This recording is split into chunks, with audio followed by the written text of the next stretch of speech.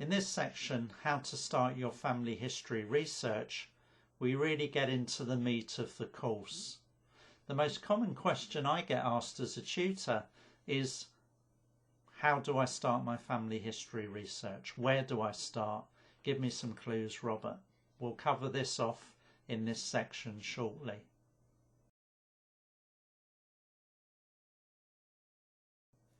We'll also look at how to record the information you start to find in your family history.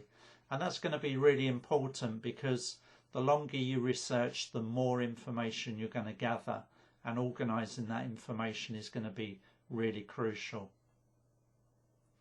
We'll then look at recording information from family members, the do's and don'ts to make that the most of that opportunity.